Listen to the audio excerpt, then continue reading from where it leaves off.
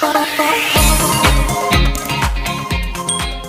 guys, balik lagi sama aku Nia Sihombing di YouTube channel aku. Kali ini aku mau sharing-sharing aja nih sama teman-teman mengenai pengalaman aku berkecimpung di dunia pramugari atau dunia penerbangan, guys. Jadi banyak banget di Instagram aku ataupun di Facebook aku wannabe gitu atau calon-calon pramugari yang penasaran banget bagaimana sih cara aku bisa masuk di beberapa penerbangan atau beberapa maskapai yang ada di Indonesia kayak gitu. Jadi sedikit informasi aja nih. Beberapa kali aku pernah lulus di beberapa maskapai yang ada di Indonesia, baik itu dari perusahaannya plat merah atau juga penerbangan swasta. Aku juga pernah join di penerbangan apa namanya ya, charter kayak gitu ya. Ya, ada pesawat-pesawat kecil gitu.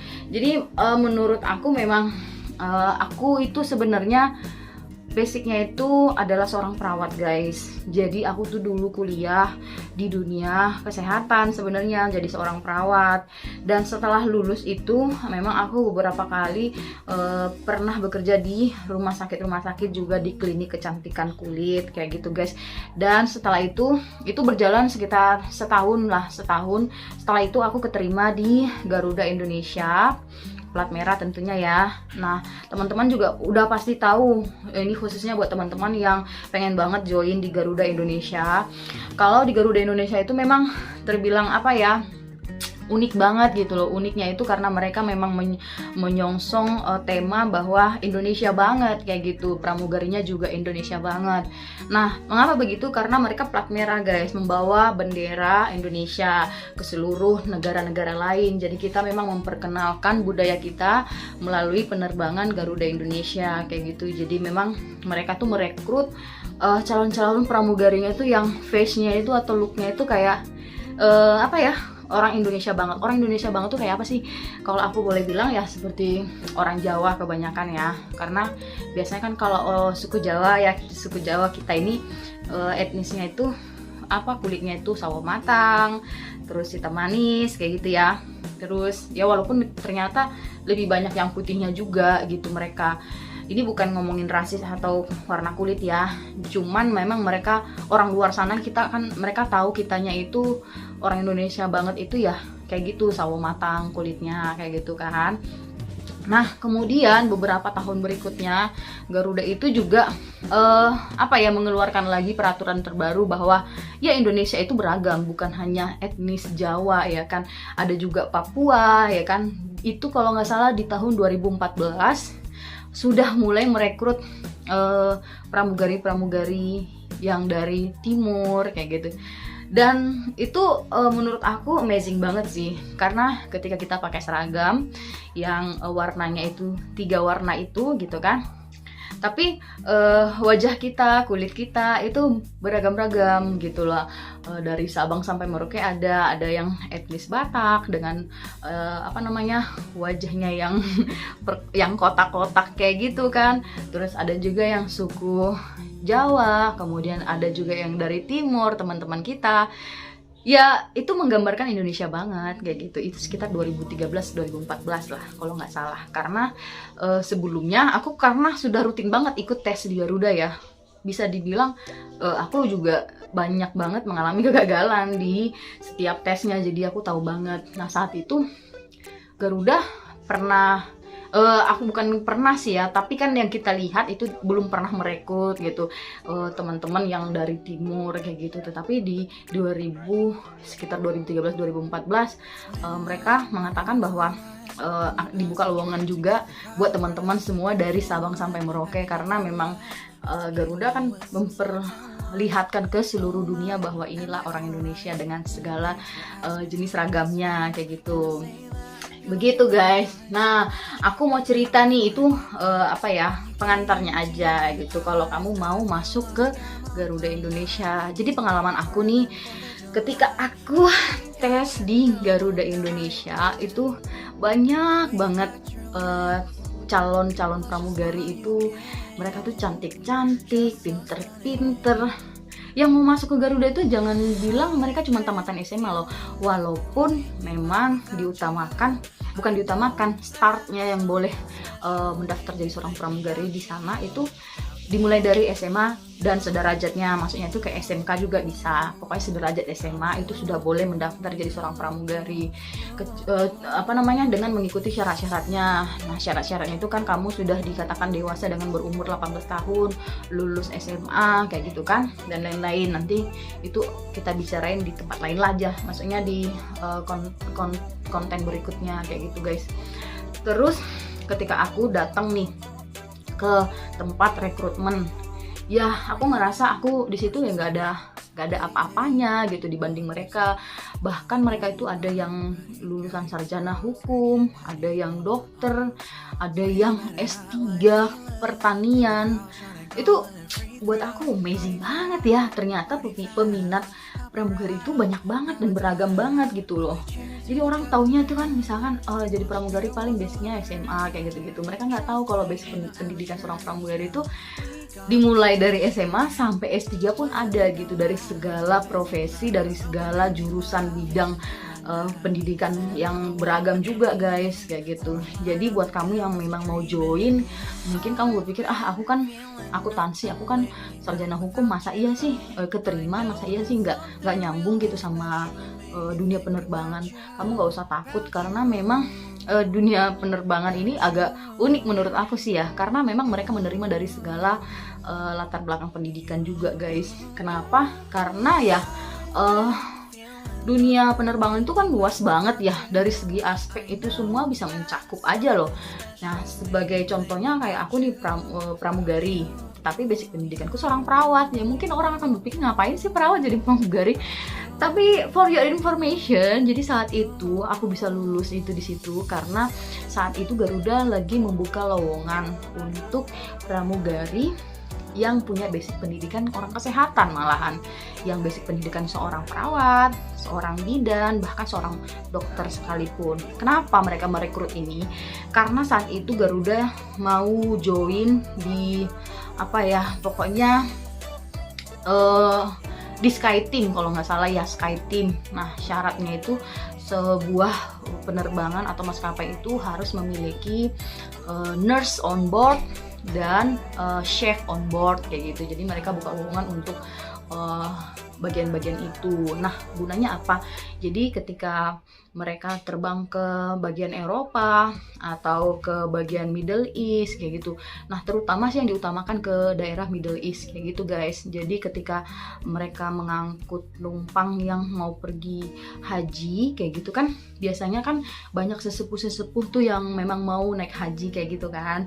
Jadi beliau-beliau itu banyak yang sudah tua, yang sudah sakit kayak gitu. Jadi ketika melakukan perjalanan yang begitu jauh dan begitu lama, ya mungkin di perjalanan mereka butuh pertolongan medis, kadang ada yang sakit di perjalanan karena jauhnya itu Indonesia sampai ke Middle East atau ke Saudi itu sekitar 14 jam kurang lebih, dan itu lama banget terbangnya. Itu kita dari malam sampai nyampe sana subuh kayak gitu guys. Bahkan aku pernah punya pengalaman ada yang meninggal juga di perjalanan karena memang berangkatnya itu dalam kondisi sakit kayak gitu guys. Jadi gunanya kita sebagai pramugari yang punya basic pendidikan seorang kesehatan, baik itu perawat, bidan atau dokter, kita dibutuhkan sebagai garda terdepan, sebagai pertolongan pertama untuk memberi pertolongan kepada calon penumpang atau penumpang yang sakit itu atau sekarat itu, begitu guys. Jadi aku berpikir saat itu I'm so blessed, thanks God, karena saat itu memang bener-bener aku ngerasa pendidikanku berguna gitu loh. Jadi aku nggak yang serta-merta ikut jadi seorang pramugari, tapi aku ngerasa pendidikanku kebuang gitu aja ya, maksudnya nggak berguna. Jadi aku jadi kayak banting setir, pindah pekerjaan gitu. Tapi justru aku melakukan pekerjaanku sebagai seorang pramugari juga sekaligus sebagai seorang perawat. Itu menurut aku sih amazing banget, karena aku juga dulu punya impian banget sih, dan memang itu doa banget buat aku bahwa aku pengen banget kerja sebagai seorang pramugari, tapi aku juga nggak mau pendidikan aku terbengkalai. Maksudnya aku basic pendidikan aku yang sudah aku inyam, dan aku pengen itu tetap dipakai. Ada nggak sih pekerjaan yang kayak gitu? Ternyata ada. Karena ya keren banget, karena Tuhan itu bisa menjawab doa. Karena Tuhan itu ya luar biasa, apapun bisa gitu loh. Jadi kalau kamu punya harapan, punya impian, ya nggak ada salahnya kamu sampaikan ke Tuhan, ya nggak sih? Buktinya aku bisa kecapai impianku semuanya, dan bahkan lebih dari yang aku impikan kayak gitu guys. Yang penting kamu punya semangat, kamu berusaha terus, pantang menyerah, dan kamu banyak belajar sih intinya. Jadi untuk menjadi seorang pramugari itu menurut aku ya harus punya banyak wawasan. Selain kamu harus mengasah bahasa Inggris kamu, menurut aku sih aku kurang jago sih bahasa Inggris ya, apalagi speakingnya. Ya mungkin kalau misalkan denger orang ngomong mungkin aku paham, aku ngerti maksudnya dia apa, tapi kadang kita untuk ngejawabnya kan agak susah ya, apalagi kalau kita jarang pakai bahasa Inggrisnya gitu loh. Nah itu akan membuat kita tuh semakin lupa. Nah menurut aku ya, kalau kamu yang baru-baru mau join jadi seorang pramugari, kamu harus banyak mengasah hal-hal itu kayak gitu, baik itu pengetahuan umum, terus ya kamu banyak belajar bahasa Inggris juga kayak gitu kan.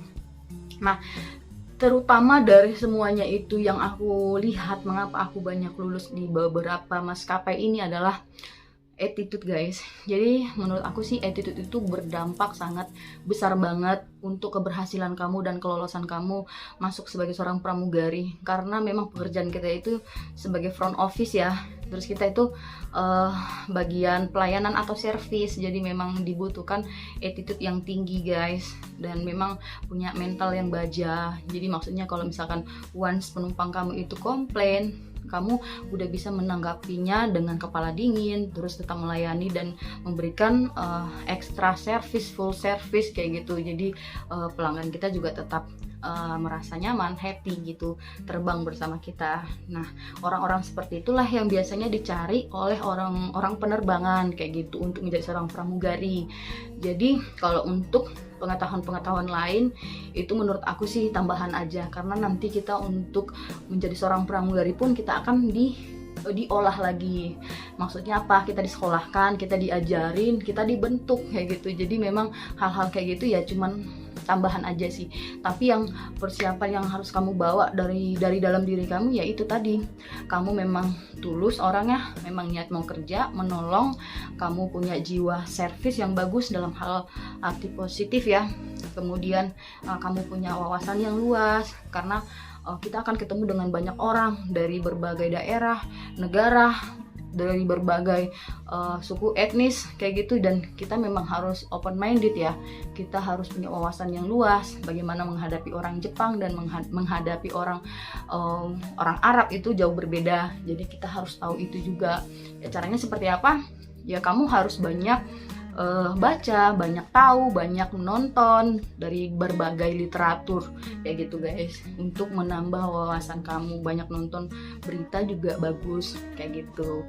Jadi pengalaman aku untuk part pertama sih itu ya, deg-degan udah pasti, karena saingan saat itu ya banyak juga yang basicnya artis, basicnya model, itu udah pasti ya, karena mereka punya kepedean yang tinggi untuk bisa lolos. Karena menurut mereka, pandangan mereka ya, pramugari itu ya kurang lebih kayak model gitu, padahal sebenarnya bukan itu yang dicari. Karena hal-hal seperti itu bisa dibentuk, kayak kecantikan. Kita tuh kan dapat namanya beauty class, bagaimana cara berdandan, bagaimana cara bersikap, dan bagaimana cara berpakaian, kita itu diajari. Tapi yang paling penting dari segalanya itu adalah inner beauty. Kamu punya inner beauty itu dari mana sih? Dari kamu murah senyum, kamu murah menyapa orang, kamu tulus, memang benar-benar kamu orangnya apa ya, pembawaannya enak, supel. Nah, orang-orang seperti itulah yang dicari oleh interviewer penerbangan kayak gitu guys. Karena aku sudah banyak banget pengalaman bertemu dengan interviewer ini dari beberapa maskapai, dan yang aku lihat mereka mencarinya halnya sama semua kayak gitu guys. Dan yang aku lakukan ketika aku di interview di perusahaan ini, terus aku lakuin hal yang sama di perusahaan yang ini, dan aku selalu lolos kayak gitu. Menurut aku selain aku blessed, lucky juga ya, itu tadi karena emang kita mempunyai sesuatu yang memang bisa kita jual dari dalam diri kita, yaitu ketulusan hati kita, terus attitude kita kayak gitu. Itu sangat amat berpengaruh banget guys. Jadi sopan santun juga kayak gitu, baik itu dalam berbicara ataupun dari berpakaian kayak gitu. Jadi banyak teman-teman aku dulu saat itu yang saingan aku bisa dibilang kayak gitu, mereka yang punya basic model kayak gitu kan, makeupnya tuh menor banget, terus pakaian itu seronok menurut aku ya, karena mungkin bukan mohon maaf ya, mungkin mereka basicnya seorang model udah terbiasa dengan hal seperti itu ya, pakai rok itu di atas lutut jauh banget, jadi terlalu seksi. Justru mereka nggak lolos karena itu gitu, karena kan tes pertama itu penampilan guys, penampilan, make up, terus cara kita berjalan dan cara kita bersikap. Itu tes pertama loh, setelah ukur tinggi berat badan. Jadi mengapa banyak orang yang gagal di awal ketika tes pramugari itu ya, itu intinya. Jadi guys, itu aja yang bisa aku sharing pengalaman aku ketika aku tes pertama kali menjadi seorang pramugari. Itu pengalaman pertama aku di Garuda Indonesia kayak gitu, pengalaman aku part 1. Next time aku akan bikin pengalaman-pengalaman yang lain, karena pengalamanku juga banyak kan tes di beberapa maskapai. Nanti aku cerita lagi, dan aku akan cerita juga beberapa cerita yang lain, bahwa dunia penerbangan itu menurut aku pribadi keras banget ya, banyak banget tantangannya juga setelah kita masuk di dalam, dan banyak banget juga keenakannya, keindahannya, luar biasanya juga banyak. Selain kita dapat gaji yang gede, kita bisa ke tempat-tempat yang orang lain mungkin nggak pernah ke sana dengan secara gratis, cuma-cuma. Kita bisa tidur di hotel-hotel bintang 5 dan itu gratis, bisa ketemu orang-orang yang kita belum pernah ketemu sebelumnya gitu, kayak orang-orang luar. Dan itu menurut aku amazing banget ya, untuk sekelas anak singkong kayak aku yang nggak pernah mungkin melihat dunia luar kayak gitu ya. Tapi kan dibalik itu semua pasti ada juga hal-hal yang mungkin orang juga akan terkaget-kaget kayak gitu, apakah dunia pramugari atau dunia penerbangan itu seindah itu. Ya memang indah, tapi mungkin kan ya namanya dunia itu adil ya, ada indahnya, ada yang gak indahnya kayak gitu. Dan aku akan cerita semua lugas, jujur, supaya kamu yang memang berniat banget masuk ke dunia pramugari atau dunia penerbangan itu gak terkaget-kaget kayak gitu guys. Karena banyak banget yang aku lihat, pengalaman aku ya, teman-teman aku yang udah keterima masuk pramugari, padahal tadi tesnya tuh susah banget, rangkaiannya panjang banget gitu kan, melelahkan, capek juga, butuh tenaga, pikiran, terus juga butuh modal juga kan. Dan ketika mereka masuk jadi seorang pramugari, nggak sampai 2 bulan mereka keluar begitu saja, ada yang kabur malahan.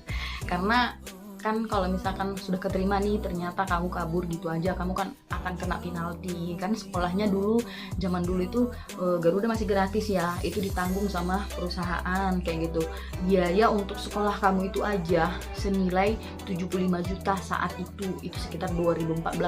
Mungkin semakin kesini semakin mahal, karena itu ditanggung sama perusahaan ya. Misalkan kamu keluar begitu aja, belum selesai masa kontrak, kamu harus bayar uang sekolah itu namanya penalti sebesar 75 juta guys. Nah mungkin ya teman-teman yang udah nggak betah gitu bekerja sebagai seorang pramugari, ya dia baru kerja 2 bulan mungkin belum dapat uang segitu, dan dia memang niatnya nggak mau bayar juga, ya mereka kebanyakan kabur kayak gitu guys. Nah hal-hal kayak gitu kenapa sih bisa terjadi gitu loh. Jadi buat kamu yang penasaran, nanti next aku akan cerita, aku akan berbagi informasi dan pengalaman aku seputar dunia pramugari dan penerbangan kayak gitu.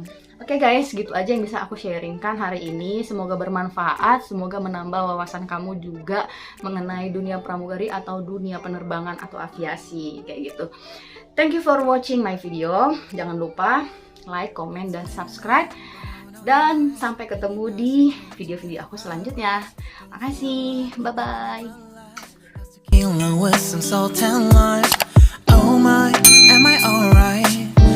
for asking, doing just fine. Can I say that you're looking real nice?